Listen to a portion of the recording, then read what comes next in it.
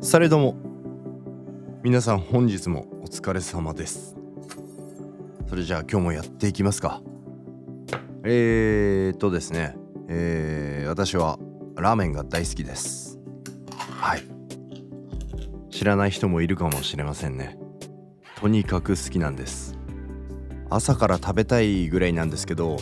やっぱり濃厚なスープと小麦たっぷり使った麺といろいろカロリー的な部分でそれは難しいと思うんですよ。ただなんと朝からラーメンみたいなものを食ってる国があるんですよ。どこかというとミャンマーです。モヒンガーって呼ばれる国民食、どんな料理なのかちょっと紐解いていこうじゃないですか。基本的にはナマズを使った魚だしのスープ、それにスパイスをしっかりと合わせてひよこ豆でとろみをつける、そういった味の構成です。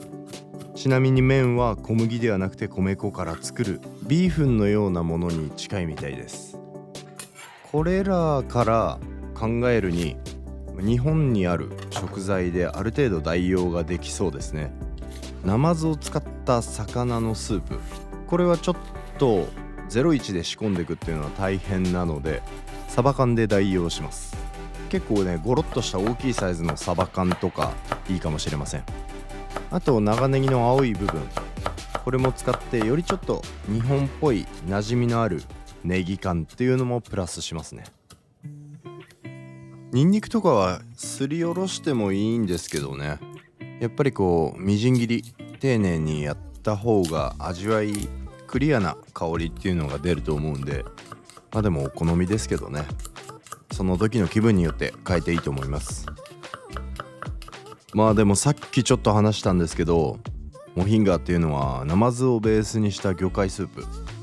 ナマズって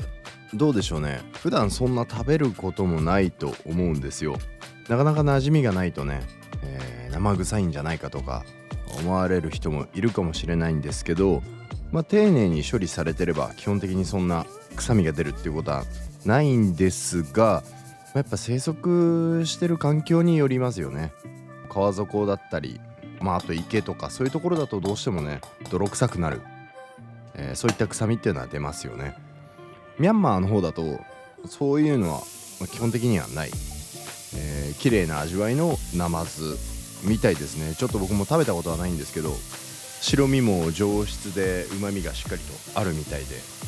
そういうのをスープにしたらそれは美味しいでしょうね。はい、そんな感じで香味野菜カットしたのでフライパンで強火でソテーしていきます。ここで少し焼き色をつけて香ばしさ出していきますね。で、煮干し使います。あとはカレー粉ですねと、きな粉。カレー粉は実際ミャンマーの方だとターメリックをベースにしたスパイスを使うことが多いらしいので、カレー粉で簡単に代用できるかなと思いました。で、とろみをつけるために、とろみをつけるためと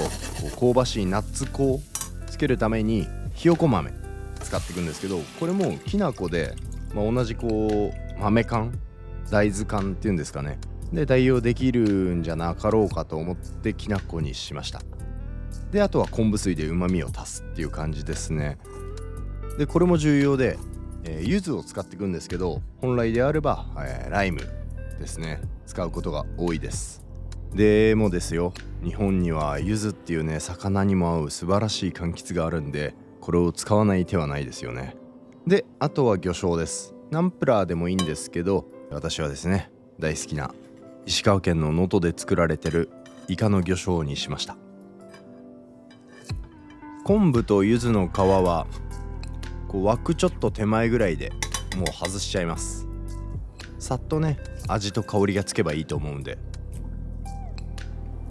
いやでもね、煮干しで代用するのはすごくいいと思うんですよね。やっぱサバ缶だけだと旨味の層がまだちょっと弱いというか、レイヤーと言いますかね、もうちょっとレイヤーをしっかりと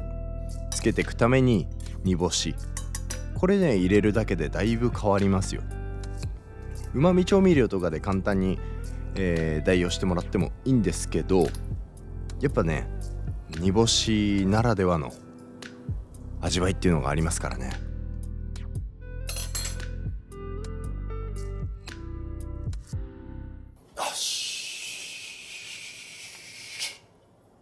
これでね本場のナマズをベースにした魚介スープにも引けを取らない美味しい魚介スープが簡単に作れたと思います。であとはねやっぱりラーメンといえば卵でしょ。ということで美味しいゆで卵も作っておきます。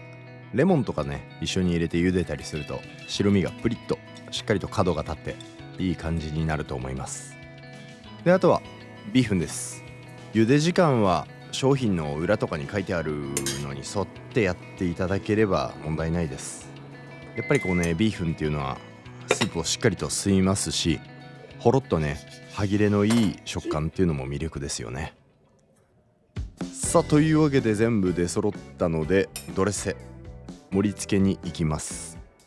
熱々のうちにスープをかけて、これねちょっと思ったのがスープ先に盛り付けてからビーフにすればよかったですね。はい、これが正解です。この方が見栄えがいい。で一緒に煮込んでおいたサバもちゃんと盛り付けて、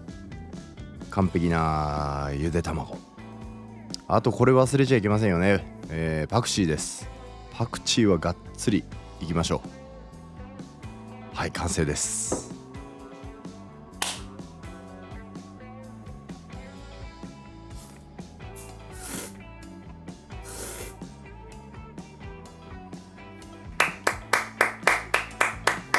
うまい、めちゃくちゃうまい。玉ねぎとネギをベースにした香味野菜の強みっていうのもあるんですけど、やっぱちゃんと魚のうまみっていうのがしっかり出てますね。で魚臭くない、